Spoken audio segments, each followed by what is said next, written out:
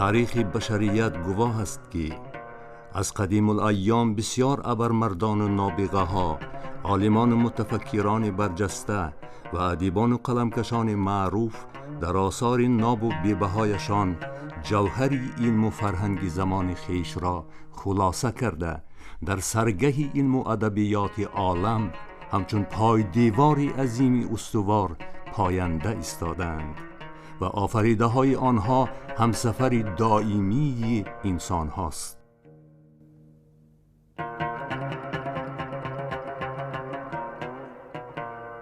عالمیان می دانند که سرزمینی کهن بنیاد تاجیکان دارای تمدنی بسیار هزار ساله بوده، فرزندان برومند و فاضل، بزرگان و نابغه های زیادی به دنیا آورده است و نیاکان ما در دوام تاریخ طولانی خیش دارای فرهنگ و معنویات بی‌مثل و مانند و پر افتخار بودند.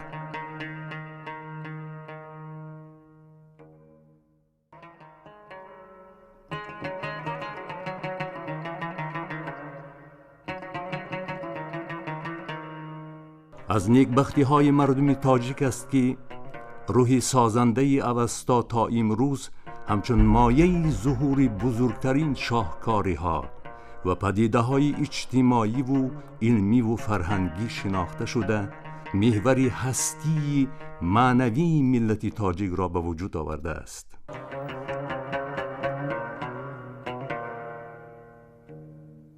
مشعل علم و ادب افروخته نیاکان ما در طول قرنها خاموش نگردید و با تلاش‌های فرزندان اصیل و فرزانه تاجیکستان صاحب استقلال، اهل علم و ادب که با معرفت والا، فرهنگی غنی و حس عالی وطن پرستی کار و ایجاد می‌کنند، فروزان‌تر شد.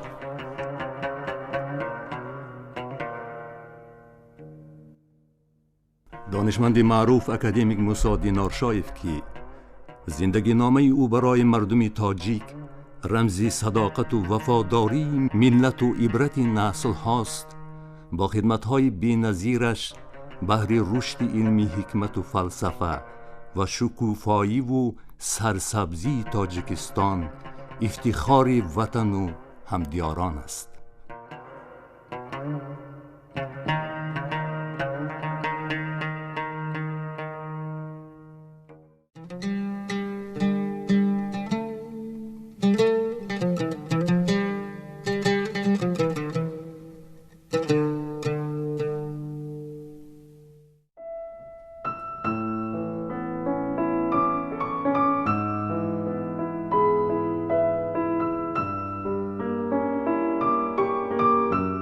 موسی دینارشایف نام او برای کلی خرد و بزرگ مردم تاجیک آشنا و عزیز است و همچون عالمی برجسته، فیلسوف و محقق ورزیده بیرون از جمهوری صاحب استقلال تاجیکستان معروفیت و محبوبیت زیادی دارد.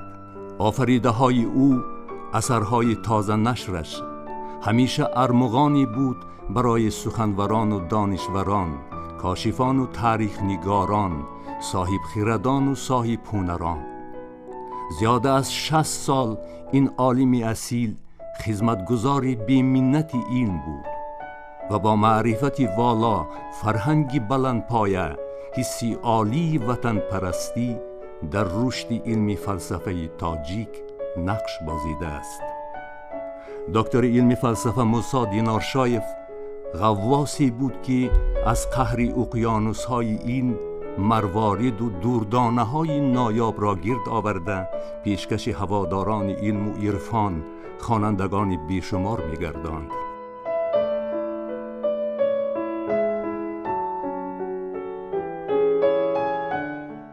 استاد موسی دینارشایف زاده دهه ارزین که ناحیه سنگوار است. دیار فیضبار، یک گوشه گلریز و زیبا منظری تاجیکستان. در بغل همین کوه‌ها که دریاهای خرد و بزرگ سر به سنگ‌ها زده با هزار شور و عصیان پیش می‌روند، به خود راه می‌کشایند. 7 نوامبر سال 1934 به دنیا آمد. فرزند کوهستان، جهانی کودکی او همین گوشه دوردستی که آن را کوه و پشتها احاطه کردند عبارت بود و بس. از سال 1944 تا سال 1949 در خانه کودکان ناحیه سنگوار تربیت گرفت، تحصیل کرد و محض پیراهه زادگاهش دهه ارزینک او را به شاهراه زندگی به جهانی وسیع پیوست.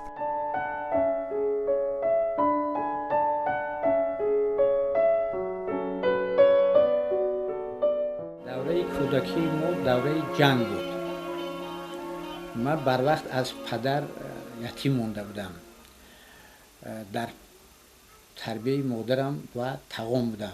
تقریبا یک 6 ساله در تربیه مادرم و تقوام بودم. تقوامم 3 فرزند بود. بنابراین خوشی‌های دوره کودکی رو چندان نچشیدیم. بعد از این در یتیمخانه‌های شوروی بودیم و تا سالهای 50 هم در یتیمخانه‌ها شرایط چندان خوب و گوارا نبود. بنابراین دوره کودکی ما در همین دوره بسیار سخت و دشوار گذشته است، لیکن صرف نظر از اون دشواری‌هایی که زمان پیش آورده بود، البته شکر میکنیم که تا به امروز رسیدیم.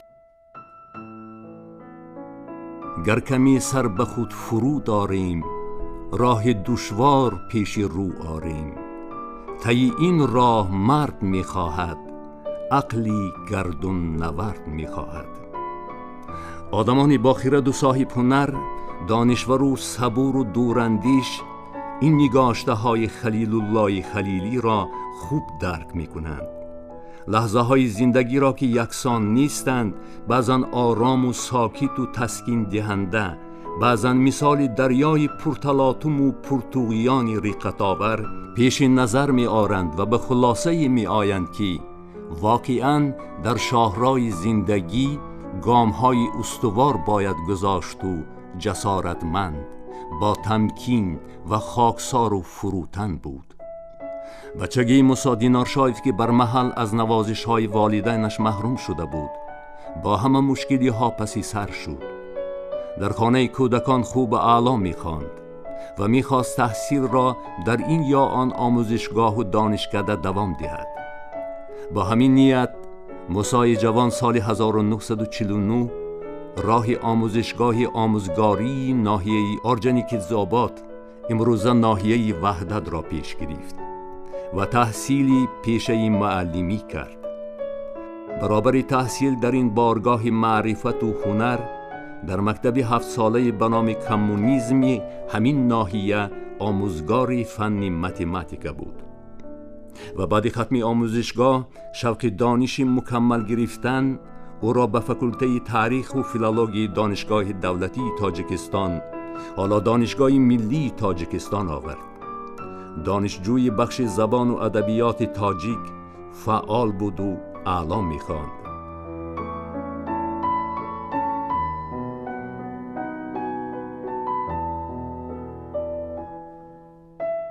در سرشت و فعالیت مفصوف استعداد کامل، بینش عمیق، ادراک دقیق، وسعت جهان بینی، تفکر تعلیمی و حسی بلند خودشناسی ملی که محصول دانش اندوزی و استعداد فطری است عیان میگشت و او را میان همسبقان انگشت‌نما میکرد. در محفل و نشست‌های علمی و ادبی، کنفرانس و جمع آمدها فعالانه شرکت داشت، برآمدها میکرد. از صحبت و محفلها لذت میبرد. برای خود بسیار معماها را کشف میکرد. درس هنر، آدمگری، سبق زندگی میاندوخت. دانشجوی فراخ نظر بودنش پیش استادان دانشگاه روشن میشد و جهت بررسی بسیار مسئله ها و معماهای فلسفه اندیشه های مستقل و تازه داشت. از این رو استاد برکمال، فیلسوف مشهور اتحاد شوروی بیبلر ولادیمیر سالامونویچ او را به شاگردی پذیرفت. محض بیبلر در طول 4 سالی که در استالیناباد زندگی میکرد و در دانشگاه دولتی درس میداد. محض اون کس مهری پدرم رو به فلسفه بیدار کرد و نه تنها مهری پدرم رو به فلسفه بیدار کرد، بلکه خود هم پدرم رو همچون یک فیلسوف آشکار کرد، چون که محض بیبلی دعوت داد پدرم رو به محفل خود که در طول همین چند سال در دانشگاه فعالیت داشت این محفل و در همونجا و پدرم پیشنهاد کرد که سروری این محفل شود و ما از یکم شخصی که آشکار کرد که دینار شایف تفکر اندیشرانی فلسفی دارد و همین بیبلر بود. بعد از این مهری پدرم به فلسفه زیاد شد و میتوان گفت که تمام фаъолияти ояндаи падарам аз ҳаминҷа шурӯъ мешавад. Мусо Динаршович как мыслитель, интересен тот путь, которым он пришел в философию. Ведь он закончил Таджикский государственный университет как историк-филолог, а философию он получал фактически из рук Владимира Соломоновича Библера, нашего совершенно замечательного философа, одного из самых ярких философов XX века, России и не только России, я думаю. Совершенно самобытный, необычный философ, очень яркий. И это была инициатива Мусо Динаршовича, насколько я понимаю, получить курс философии из рук, фактически из рук Владимира Соломоновича Библера.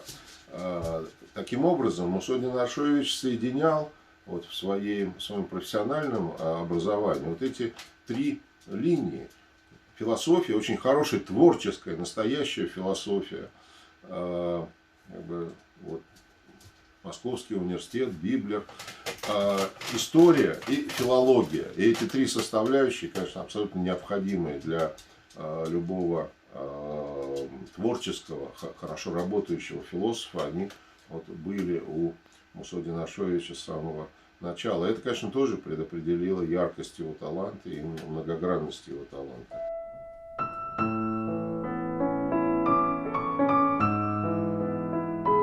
محض توجه و دستگیری استاد برجسته علم فلسفه بیبلر ولادیمیر سالامونویچ به میل و رغبت کسبی متخصص جوان موسی دینارشایف که سال 1959 بعد ختم دانشگاه در شعبه فلسفه اکادمی علمهای جمهوری شوروی سوسیالیستی تاجیکستان به کار پرداخت، تکانی حل کننده بخشید. او به میدان تحقیقات و پژوهش‌های فلسفه وارد گردیده، در راه جستجو و بازیافت‌های علمی قدم‌های نخستین می‌گذاشت.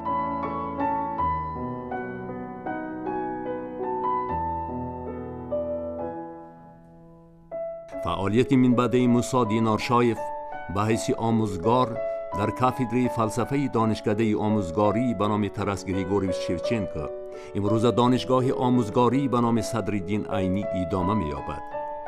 واقعاً پیشه آموزگاری را شغل دوست داشته‌اش می‌دانست و تمام عمر در این یا آن مکتب عالی مملکت به دانشجویان درس داده است.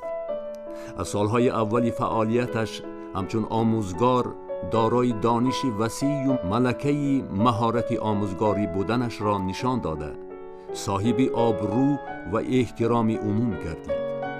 همچون استاد پرتجربه و مصلحتگر و راه بلدی طالبان علم و هنر نام برآورد.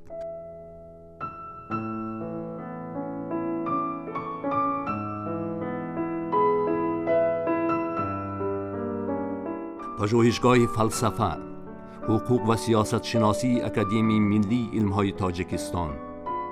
استاد موسی دینارشایف بعد بازگشت به اکادمی علمها از نیمه دوم سالهای 60 قرن 20 تا تولید و تأسیس این درگاه علم و معرفت در سال 1991 که محض با تلاش و تشبسهای او تشکیل یافته بود، به حیث خادم خردی علمی شعبه فلسفه و مدیر بخش تاریخی فلسفه‌ای شعبه مذکور در سالهای 1965 1986 کار و فعالیت داشت و فعالیت علمی و ایجادی مفصوف که دل به علم به کتاب بسته جوهری هستی خود را از پژوهش و دانش می یافت. با درخش استعداد دنبال کارهای علمی می گرفت و یکی پس دیگر دست به کشفیات می زد.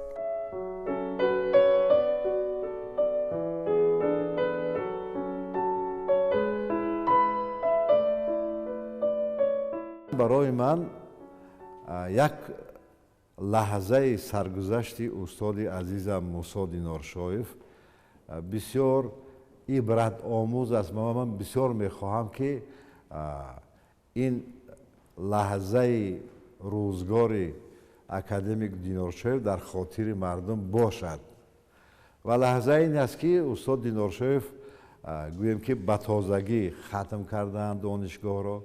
سال یکم یا سال دوم معلمیشان است، استاد دانشگاه پداگوژی هستند و میگویند که شما را کاتب کمیته مرکزی سراغ میکند و استاد میروند. این کاتب این هنگام کاتب کمیته مرکزی پارتی کمونیستی تاجیکستان استاد بزرگوار ما محمد عاصمی بودند.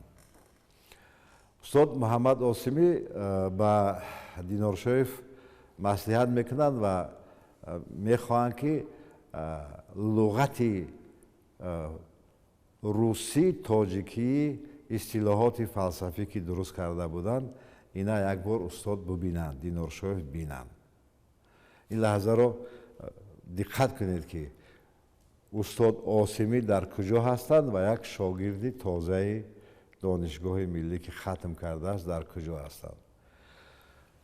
استاد دینارشویف این لغت را میگیرند، اصلاح زیاد میدارند و گشته به استاد عاصمی میدهند و میگفتند که من بعد آمدم اندیشه کردم چرا من این کار کردم. این آدم بزرگ کاتب سکه باشد، یک عالم بزرگ باشد، من یک عالم جوان باشم، چرا من جرأت کردم میگد و بسیار در تشویش شدم که مبادا ملال نشود آن کس. اما میگد بعد چند وقت باز مرا دعوت کردند استاد عاصمی و بعد از من کتاب نشر شده لغت فلسفی روسی تاجیکی را دادند که در به حیث مؤلف در برابر نام استاد عاصمی نام دینارشویف نوشته شده و این لغت هنوز در استفاده هست. موسی دینارشویف یکی از عالمان بسیار خوش سلیقه و جدی در ساحه فلسفه ما بودند و مخصوصا همچون محقق تاریخ فلسفه و محقق میراث ابن سینا خیلی اثرهای جدی جالب ایجاد کرده در بین محققان نه تنها تاجیکستان بلکه اتحاد شوروی مخصوصا محققان مسکو اثرهای دینارشویف مورد اعتبار و قبول قرار گرفته بود. مخصوصا یکی از اولین اثرهای دینارشویف درباره فلسفه نصیرالدین طوسی از نقطه نظر فلسفی در همون وقتا سال 60 آخرای 60 بود و برای این کتاب نیز جایزه عالمان جهانی اتحاد شوروی را گرفته. در همین انستیتوت فلسفه سالهای زیاد مدیر سکتور تاریخ فلسفه و بعداً دیرکتور انستیتوت فلسفه برای پیشرفت علم فلسفه تاجیک خیلی خدمت کرد. کار نامزدی موسی دینارشویف فلسفه نصیرالدین طوسی بود و منوگراف نشر کرده بود به همین نام و همون رو هم حمایت کرده بود. اونجا در مسئله ملت نصیرالدین طوسی با بعضی ها که ترک میگفتن بحث مناظره داشت و اثبات کرده که در اون کتاب که نصیرالدین طوسی اصلا ایرانی نژاد است، از توس است. مردم توس این اصلا تاجیک ها هستند، ایرانی تبار هستند. و غیر از این آثار نصیرالدین طوسی را در مسئله های فلسفه همچون رواج دهنده فلسفه ابن سینا و حمایتگری او از آن مخالفان ابن سینا خیلی خوب نشان داده است.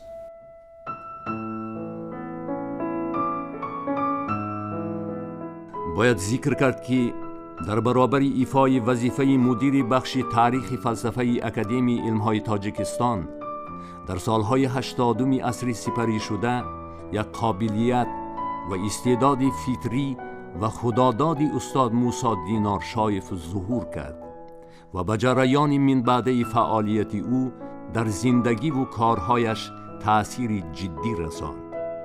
این قابلیت راهبری بود و استعداد مناسبت خوب با اشخاص طایفه های گوناگون کارمندان پژوهشگاه.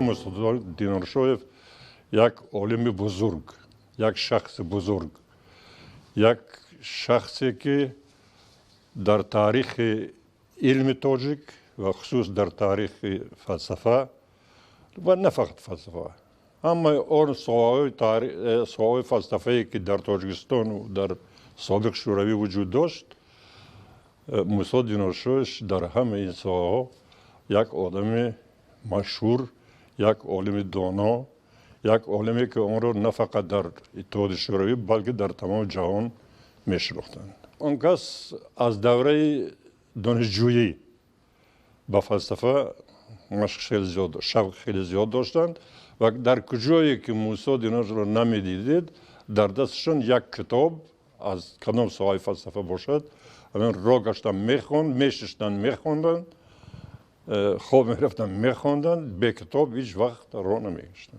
اساساً موسی دینارشایف در ساحه تاریخ فلسفه تاجیک کار میکرد، لیکن تاریخ فلسفه اما جان خوب میدانست، منطق خوب میدانست، کارول میدارد، جامعه شناسی خوب میدانست، کتاب درسی مینوشت برای دانشجویان امروزه و متخصصان جوان تاجیکستان خیلی چیزی به‌بها هستند و غیره. بنابراین وقتی ما درباره موسی دینارشایف در این ساحه گپ میزنیم که کدام ساحه علم تاجیک اون کس زیادتر وای خودشان گذاشتند، این اساساً تاریخ فلسفه. پیش از ما فلسفه نصیرالدین طوسی کار کرده بودند، رساله نامزدی. ثانی درباره اساساً کارشون درباره ابن سینا. از ابن سینا نه فقط کار علمی بلکه نشر ترجمه از عربی و از روسی به تاجیکی، از تاجیکی به روسی، از عربی به تاجیکی روسی در تاجیکستان تشکیل کردند. حاضر زیاده از 14 جلد اثرهای ابن سینا از چاپ برآمد. این همش خدمت موسی دینارشایف. در نیمه دومی سالهای 80 وضع انسیکلوپدی سویتی تاجیک، فعالیت اهل زحمت این درگاه معرفت، جهت پیش بردن تحقیقات‌های علمی و نشر اثرهای انسیکلوپدی نظررس نبود، تشویش آور بود.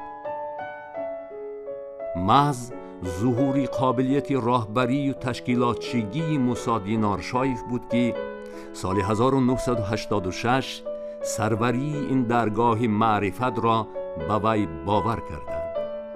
با پیشنهاد عالم معروف تاجیک، فیلسوف برجسته، پرزیدنت وقتی اکادمی علمهای تاجیکستان استاد زنده‌یاد محمد آسیمی که مفصوح شخصاً او را با کارمندان انسیکلوپدیا همچون راهبری با استعداد معرفی کرده بود.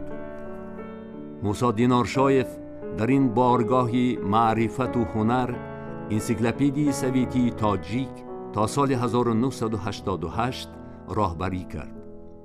راهبری خردمند بود و صبور و دوراندیش، با ذکاوت و استعداد، گوهرسنجی و برخوردار از خرد و بینش کافی توانست فعالیت کارمندان این درگاه را در سطح ضروری تشکیل کند. به اهل زحمت شرایط‌های خیلی خوبی کاری فراهم آورده شد. اهل قلم دست به کارهای تازه ایجادی زده با سروری استاد موسی دینار شایف دهها اثرهای پرمحتوای انسیکلوپدی را پیشکش خوانندگان نمودند.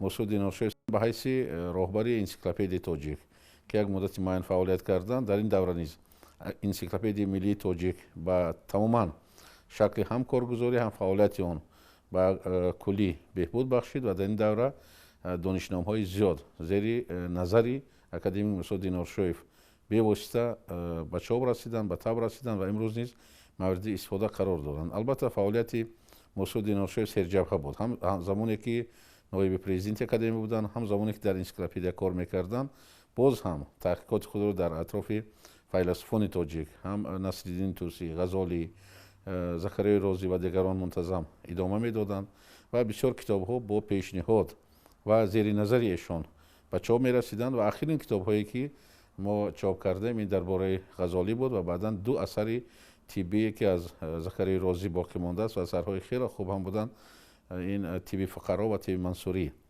به چاپ رسیدند و دسترس خوانندگان گردیدند. در راهی به واسطه مسئله های زبان، زبان شناسی و تازه نگاه داشتن زبان تاجیکی نیز به نهایت پیشنهادهای خوب و جالب میکردند و در این راه همیشه دستور میدادند به جوانان. سالهای 1986 محیط سردکس علمی انسیکلوپدی ملی تاجیک به نهایت وزنین شد.